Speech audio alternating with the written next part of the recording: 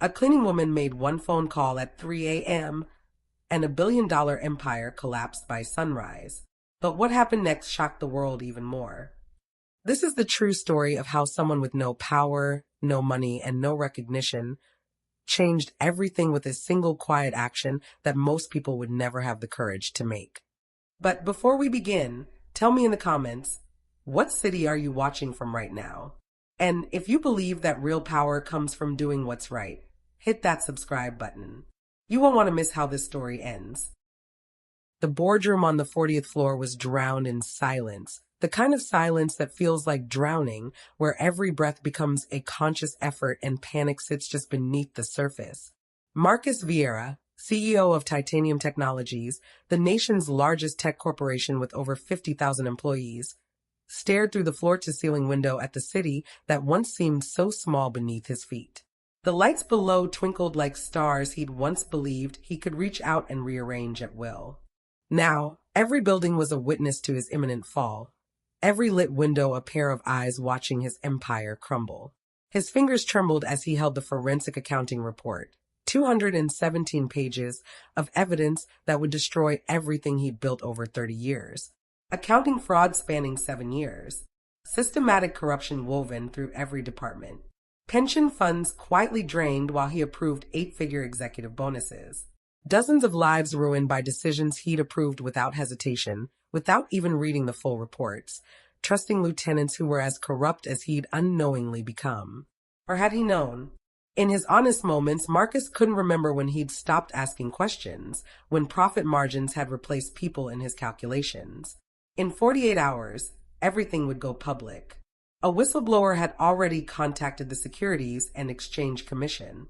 His legal team had delivered the news that afternoon with the somber faces of doctors diagnosing terminal illness. There was no defense, no spin, no legal maneuver that could save him. His company, his reputation, his life, they would crumble like sandcastles before an incoming tide. The metaphor felt appropriate. He'd built his empire on sand, on lies so numerous he'd lost count, on compromises so small they'd seemed insignificant until they'd accumulated into this mountain of corruption. Marcus had always believed power meant control. Control over markets, over people, over his own destiny. Tonight, slumped in his leather chair that cost more than most people earned in 6 months, he learned that power meant nothing at all. It was smoke, illusion, a shared hallucination that evaporated the moment people stopped believing in it. The door opened quietly. So quietly, he almost didn't hear it over the ringing in his ears and the pounding of his heart. Elena Morales entered, pushing her cleaning cart with its familiar squeak of a wheel that had needed oil for months. She was 62 years old, with silver threading through her black hair pulled back in a practical bun. She wore the dark blue uniform of Riverside Cleaning Services, the fabric worn thin at the elbows from 3 years of night shifts in this building. Her hands, weathered and strong, bore the marks of decades of hard work. Work that supported her daughter Sophia's medical treatments for lupus. Work that had put food on the table after her husband died in a construction accident 12 years ago. Work that she approached with quiet dignity, no matter how invisible it made her to people like Marcus. Marcus looked at her with hollow eyes, and for the first time in 3 years of her working in this building, he truly saw her. Not as a function, not as part of the scenery, but as a human being. His voice cracked when he spoke, stripped of all the authority that had once made board members flinch and competitors retreat. Elena, he said, and her name felt foreign on his tongue because he'd only learned it an hour ago from the name tag on her uniform. I need help. I'm desperate. I'll give you everything, my position, my shares, my wealth. $20 million. Control of the company. Whatever you want.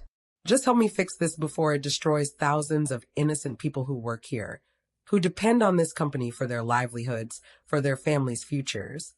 Elena paused, her weathered hand still on the mop handle, and looked at the broken man before her.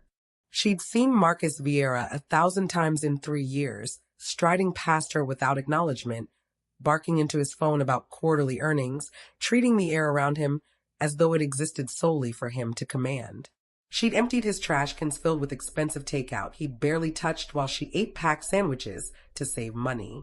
She'd cleaned around him during late-night sessions where he never once looked up to see who was there.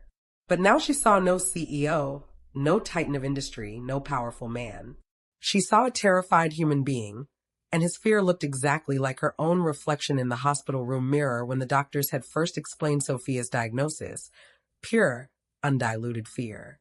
Not fear of losing power or money or status. Fear of causing irreparable harm to people who didn't deserve it, who were simply trying to live their lives. Elena could have walked away. Every fiber of common sense told her to push her cart back out that door and let the powerful deal with problems of their own making. She could have laughed at the bitter irony. The man who never learned her name, who never saw her as more than a ghost who made his office clean, now begging for salvation from someone he'd considered beneath his notice. She could have felt satisfaction, that small human pleasure of watching the mighty fall. But she didn't. She couldn't. Because beneath the expensive suit and the desperation, she saw something that transcended their difference in status. She saw another person in pain, and Elena Morales had been raised to help people in pain, regardless of whether they deserved it or whether she'd get anything in return. "I don't want your money, Mr. Vieira," she said softly, setting down her mop against the cart with a gentle click that seemed loud in the silent room. Her voice carried the slight accent of someone who'd learned English as a second language, who'd worked hard to master it while cleaning houses and raising a daughter alone. "But I'll help you. Not for power, not for wealth, not for recognition. I'll help you for the families who'll suffer if this company falls, for the single mothers working in your call center, for the fathers in your warehouses, for the young people just starting their careers who'll have the stain on their resumes through no fault of their own." Marcus stared at her, completely uncomprehending. In his world, every transaction had a price.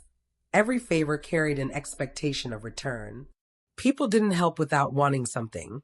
That was the fundamental law of business, of power, of survival in the corporate jungle. "Why?" he asked, his voice barely above a whisper. "I've never even acknowledged your existence. I've walked past you 1,000 times and never once said hello. I don't even know if you have a family, what your life is like, what dreams you have. Why would you help me?" Elena smiled, a sad smile that carried the weight of a life spent watching the powerful ignore the powerless, a smile that somehow held no bitterness despite having every reason to be bitter. "Because someone once helped me when I had nothing to offer in return," she said, her eyes distant with memory. "When my husband died and I had a 6-year-old daughter and no money for his funeral, a stranger paid for everything.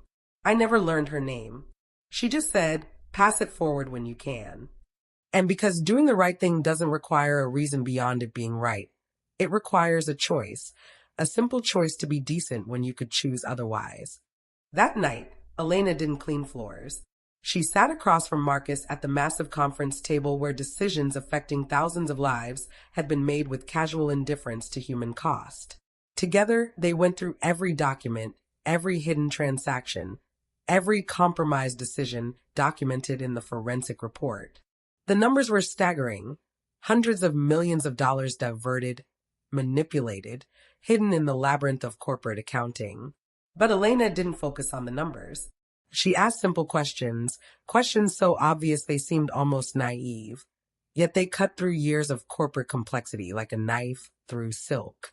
"Who gets hurt if you hide this?" she asked, pointing to a section about laid-off workers whose severance had been reduced while executive bonuses increased. "What would you tell your daughter to do if she was in this situation?" She asked about falsified safety reports. "Is protecting yourself worth destroying other people's trust, their security, their futures?" she asked again and again, in different forms, about different decisions. Her questions weren't sophisticated. They lacked the corporate jargon, the legal terminology, the complex ethical frameworks taught in business schools. They were profoundly, disarmingly human. And they shattered every defensive wall Marcus had built, every rationalization he'd constructed, every comfortable lie he'd told himself about being a good person making hard decisions in a competitive world. Each question forced him to see the faces behind the numbers, real people with real lives, with children and mortgages and dreams, people who trusted that the company would treat them fairly, people he'd betrayed through negligence or greed or simple indifference. At 3:17 a.m., The city outside still dark and sleeping, Elena made a decision that would change everything. They'd been working for over 4 hours, going through the evidence, discussing options, mapping out possibilities. Marcus had gradually shifted from despair to desperate hope. He'd outlined a plan: quietly restructure the company, hide the worst evidence in the complexity of corporate reorganization, craft a careful narrative of strategic restructuring and leadership transition. It would save face, protect some jobs, minimize the legal exposure, and let him escape with some dignity intact. He could resign for health reasons, take a golden parachute reduced enough to seem humble but still worth millions, and the whole thing would blow over in a new cycle or two. It was the smart play, the realistic play, the kind of compromise that kept the business world running. Elena looked at the stack of papers spread across the table.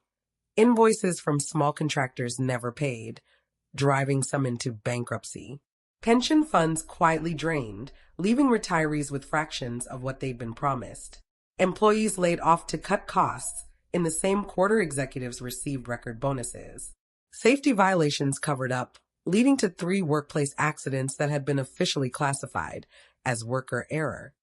Each page represented real human suffering, real betrayal of trust, real damage that hiding would allow to continue in different forms. She picked up the phone on Marcus's desk, an expensive piece of technology that connected to a network of power brokers, lawyers, and fixers who made problems disappear. Her hand was steady as she lifted the receiver. "What are you doing?" Marcus asked, panic suddenly rising in his voice, all the careful planning of the past hour threatening to dissolve. "Elena, wait. We had a plan. A good plan that protects the most people." "I'm calling the authorities," she said calmly, her finger already moving toward the numbers.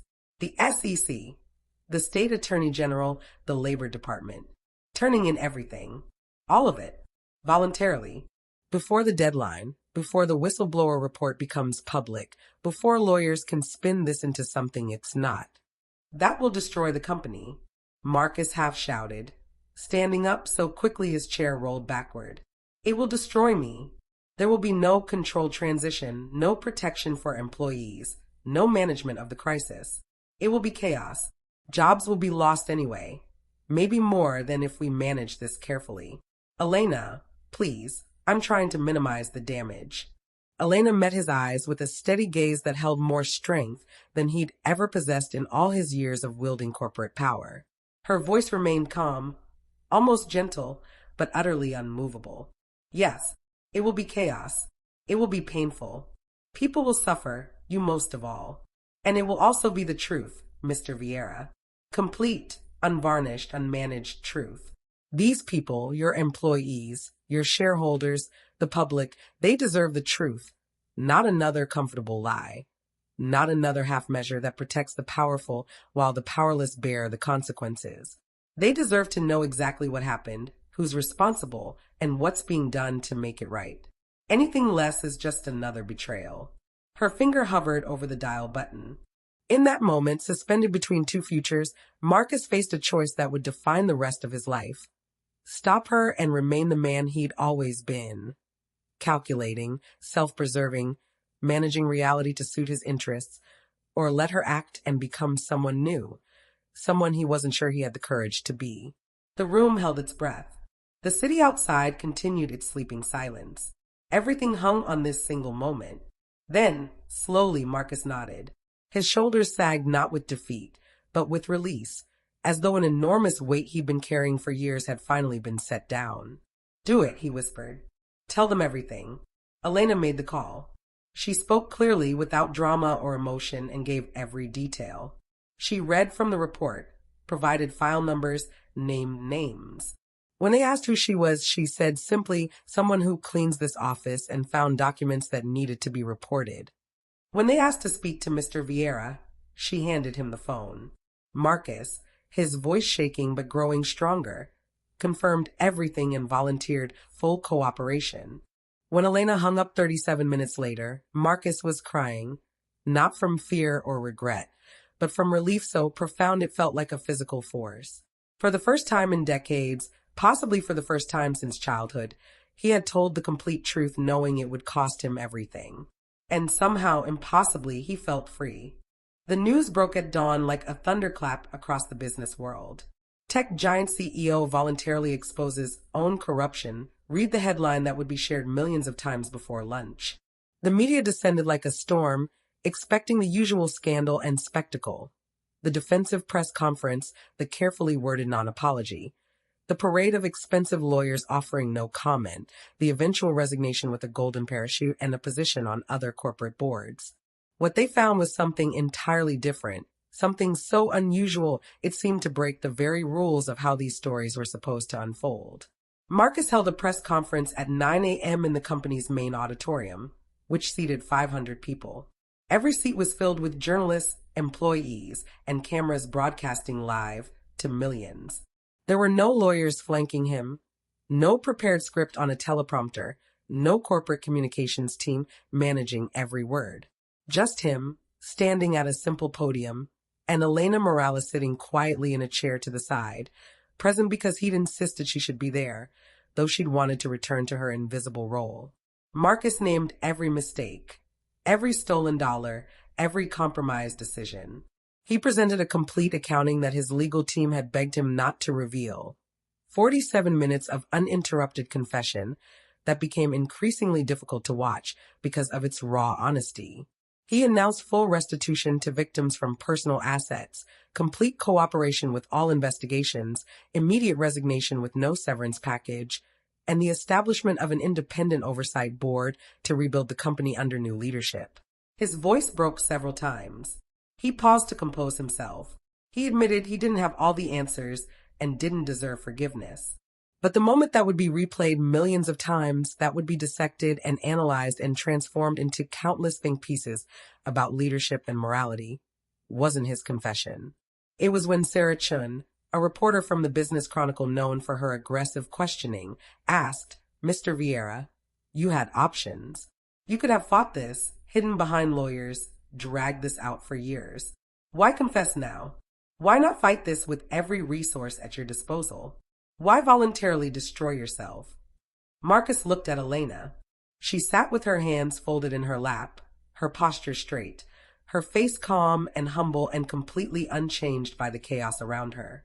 She hadn't asked to be part of this press conference, hadn't sought attention, hadn't positioned herself for recognition. She'd agreed to sit there only because Marcus said her presence helped him maintain his courage. "Because a woman who cleans floors at night," Marcus said, his voice thick with emotion. "A woman whose name I didn't know until yesterday despite her working in my building for 3 years, taught me more about leadership and integrity in 4 hours than I learned in 30 years of business school and corporate advancement. Elena Morales showed me that real power isn't controlling others, manipulating outcomes, or protecting yourself at all costs. Real power is having the courage to do what's right when everything inside you screams to run, when doing the right thing will cost you everything you've worked for, when being honest means destroying yourself. She had no title, no authority, no leverage over me. She could have ignored my problems or felt satisfaction in my downfall. Instead, she helped me see that the only way forward was through complete truth, no matter the cost." The camera captured Elena's face in that moment. Calm, humble, unchanged, slightly uncomfortable with the attention. Her eyes held no pride, no sense of victory, no desire for recognition. She looked like someone who'd simply done what needed to be done and wanted to return to her normal life. That expression, that profound humility in the face of having changed everything, became the image that defined the story. Within hours, the video had 5 million views. By the next day, 20 million. Within a week, it had been watched over 100 million times worldwide and translated into 47 languages. Not because of the scandal, though the scandal was significant.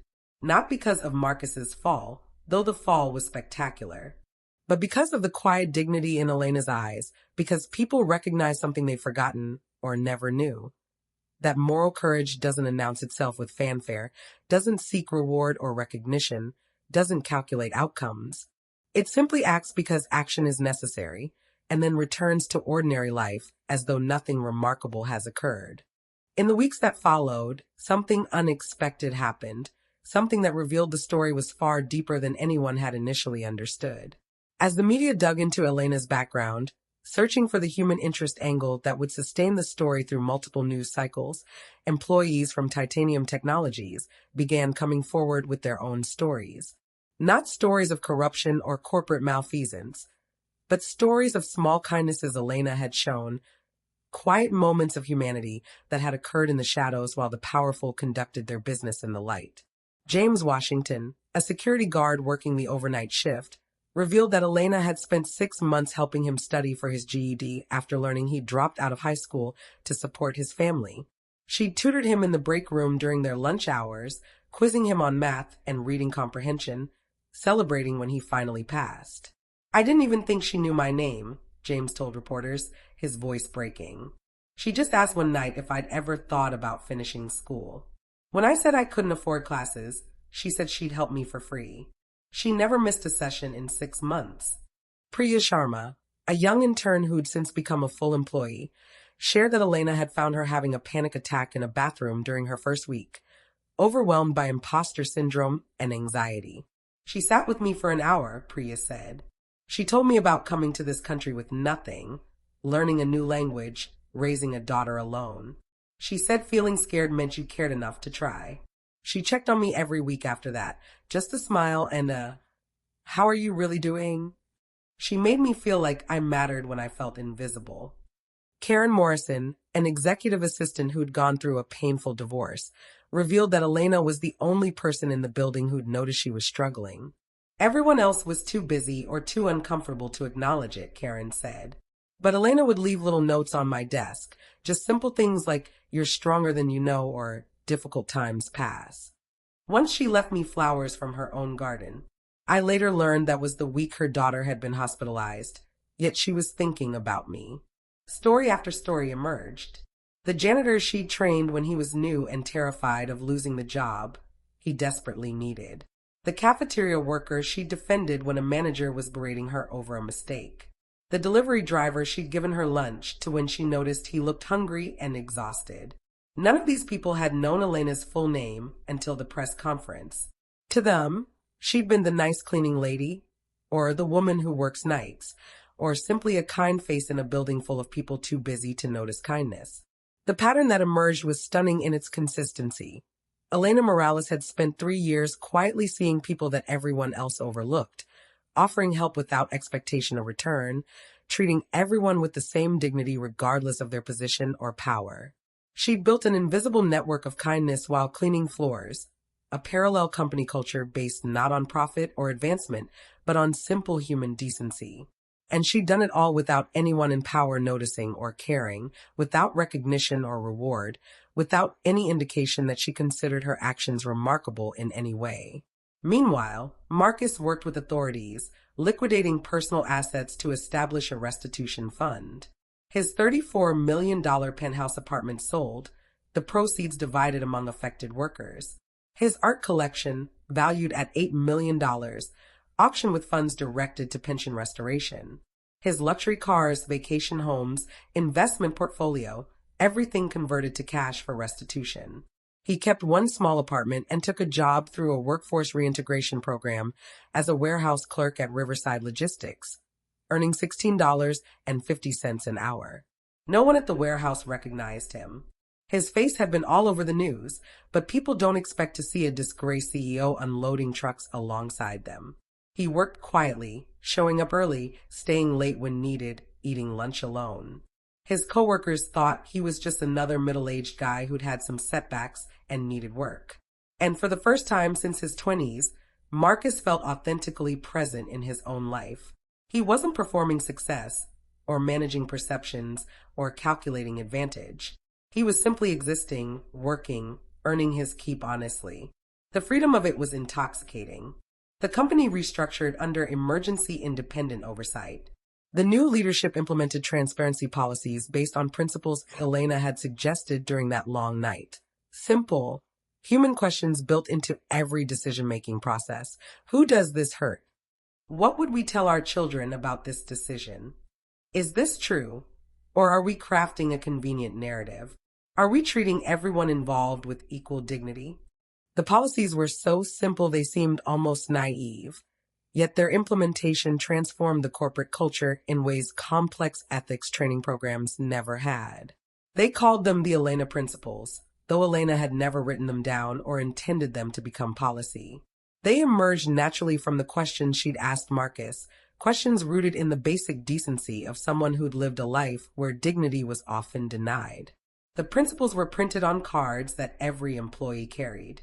They appeared on posters in every department. They became the framework for evaluating not just what the company did, but how and why. Elena herself refused every opportunity the situation presented. She declined job offers from a dozen companies wanting her for ethical leadership positions with salaries that would have changed her life.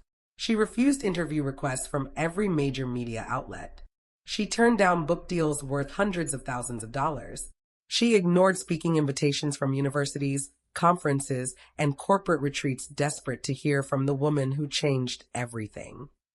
"I clean floors," she told the persistent reporters who still occasionally found her. "That's honest work. That's enough for me.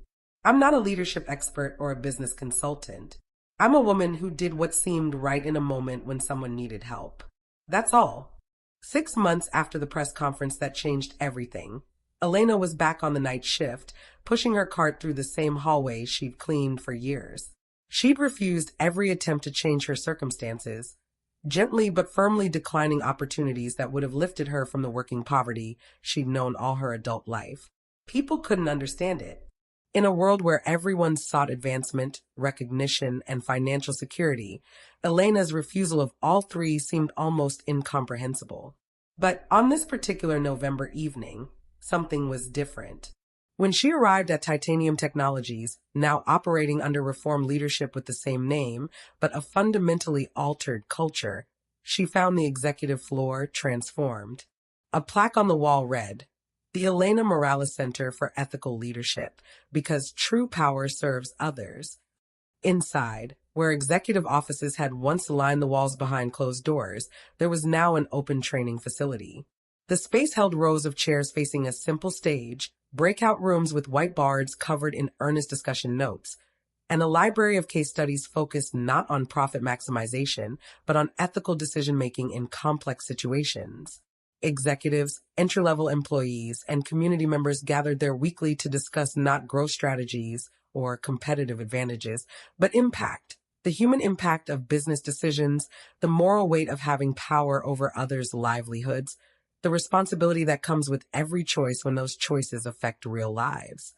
Marcus was there leading a seminar called "What I Learned from a Cleaning Woman: Why Humility is Strength." He'd been volunteering at the center every Wednesday evening after his warehouse shifts, sharing his story with raw honesty that made people uncomfortable but also profoundly moved. He never sugarcoated his failures or made excuses. He talked about the incremental compromises that had led to catastrophic ethical collapse. He discussed how easy it was to stop seeing people as people when you spend your days focused on abstractions like market share and quarterly earnings. He saw Elena in the doorway, her cleaning cart beside her, and he stood immediately. The room of about 40 people fell silent. "You came," he said softly.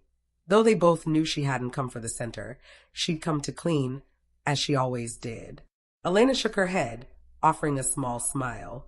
"I work here, Mr. Vieira. I'm just doing my job." She began to push her cart past the open doors, intent on maintaining the boundaries she'd always kept between her work and the affairs of those she considered above her station. But before she could leave, a young woman in the second row stood up. Her name was Jennifer Santos, 24 years old, a junior analyst in the finance department. "Please wait," Jennifer said, her voice breaking with emotion. "I need to say something." Elena paused, looking uncomfortable with the attention, but too polite to simply walk away. "My daughter starts college next month," Jennifer continued, tears streaming down her face. "She's going to State University to study engineering. That shouldn't be remarkable, but it is, because 6 months ago I thought I'd be unemployed. I thought this company would collapse, and I'd lose everything. My salary, my health insurance, my daughter's future. But we're still here. This company didn't collapse. It reformed. And my daughter gets to go to college because you did the right thing when you could have done nothing. Because you saw us, all of us employees, all of us families depending on this place, and you thought we deserved the truth even when the truth was hard. Another person stood, then another. Within 30 seconds, all 40 people in the room were standing. They weren't applauding. That would have been too loud, too performative for what Elena represented. They simply stood in silence, acknowledging through their presence and posture the profound impact of one quiet action, one middle-of-the-night phone call made by someone with no authority and nothing to gain. Elena's eyes glistened with tears she wouldn't let fall. She saw in those faces what she'd been trying to explain to reporters who couldn't understand her refusal of recognition. This wasn't about her. It had never been about her. It was about the basic human obligation to help when you see someone suffering, to tell the truth when lies would be easier, to do what's right even when right is costly. These weren't extraordinary actions deserving of praise. They were the minimum requirement of being a decent human being. She nodded once, unable to speak, and turned to leave. Behind her, the people slowly sat back down, and Marcus resumed his seminar. But the moment had changed something. Elena had wanted to remain invisible, to be just the cleaning woman doing her job. But her visibility wasn't about ego or recognition. It was about showing people that extraordinary moral courage could come from ordinary places, that you didn't need power or authority or wealth to change the world, that sometimes the most powerful thing you could do was simply the right thing, without fanfare or expectation of reward. Elena never became famous in the way modern fame works.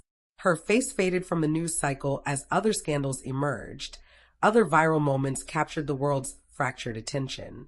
The media moved on to the next sensation, the next outrage, the next story that would dominate for a week and then disappear. 6 months after the press conference, most people had forgotten the details of the titanium technology scandal. A year later, if you mentioned Elena Morales, many people wouldn't recognize the name. But in that office building, in the restructured company that now operated with transparency and accountability, in the lives of the 12,000 families who didn't lose everything when the company could have collapsed, her impact remained quiet and permanent like a stone changing the course of a river. Marcus wrote her a letter on the first anniversary of that November night. He tried to give it to her in person, but Elena had gently declined the meeting, so he left it in an envelope taped to her locker. The letter, written on simple notebook paper in his own handwriting, said, "Dear Elena, I don't know if you'll read this, but I need to write it anyway. A year ago tonight, you taught me the most important lesson of my life. That power isn't something you hold over people like a weapon or a shield. It's something you give away by doing what's right, especially when, maybe only when, no one's watching and there's nothing to be gained. You had no title, no authority, no platform. You were invisible to people like me who'd forgotten how to see. Yet you changed everything with one honest phone call. One moment of courage that cost you nothing, but gave thousands of people their futures back. That's real power. Not the kind that impresses people at cocktail parties or gets your name on buildings. The kind that transforms lives, that ripples out in ways you'll never fully see. That makes the world incrementally better simply because you existed in it. I spent 30 years accumulating the wrong kind of power, and it left me hollow. You spend your whole life exercising the right kind, and you're more powerful than I ever was. Thank you for saving me. Thank you for saving all of us. With profound gratitude and respect, Marcus." Elena kept the letter in her locker, folded carefully next to her daughter's college graduation photo. Sophia had graduated from State University with a degree in nursing, healthy and thriving, and was now working at the same hospital that had treated her for years. Elena read the letter sometimes during breaks, but she never responded. Not because she was unmoved, but because she didn't know what to say. She genuinely didn't understand why people considered her actions remarkable. She'd simply done what her mother had taught her to do. Help when you can, tell the truth even when it's hard, treat everyone with the same dignity you'd want for yourself. She still worked the night shift. She still mopped floors and emptied trash cans and cleaned bathrooms.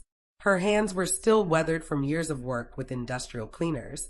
She still packed her lunch to save money and took the bus home in the early morning darkness.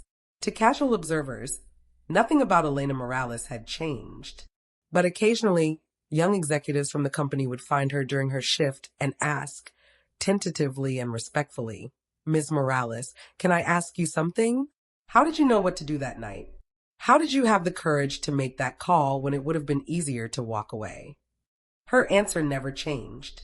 She would pause in her work, lean on her mop, and say in her gentle voice with its slight accent, "I asked myself what I would want someone to do if my family was depending on them. If my daughter's future was at stake. If my life was in someone else's hands. Then I did that." It wasn't courage. It was just imagining myself in someone else's place and acting accordingly. The executives would thank her and walk away, and Elena would return to her work.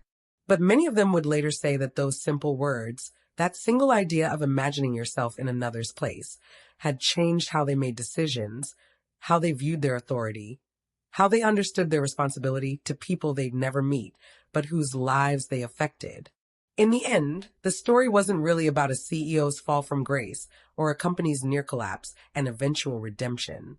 It wasn't about a media sensation or a viral moment or a cautionary tale about corporate corruption. It was about a woman who understood something the powerful had forgotten or perhaps never learned, that the smallest act of integrity can shatter the largest structure of corruption, that one honest moment can outweigh years of convenient lies, and that true power isn't given or taken. It's chosen one quiet action at a time, often by people no one notices, in moments no one remembers. The world remembered Marcus Vieira's confession. Business schools studied it as a case study in corporate ethics and crisis management. But those who understood real leadership, the kind that changes hearts rather than just circumstances, they remembered Elena Morales' phone call. They remembered her steady hands and calm voice in the middle of the night, making a decision that would cost her nothing and change everything. She asked for nothing. She changed everything. And she went back to work because that's what you do when you're simply doing what's right. You don't stand in the spotlight waiting for applause. You return to your life, to your work, to the quiet dignity of living according to principles that don't need recognition to be valid. That was Elena's final lesson, though she never tried to teach it, that the most powerful people in the world are often the ones no one notices, doing good because it needs to be done, changing the world one small action at a time, and never asking for anything in return.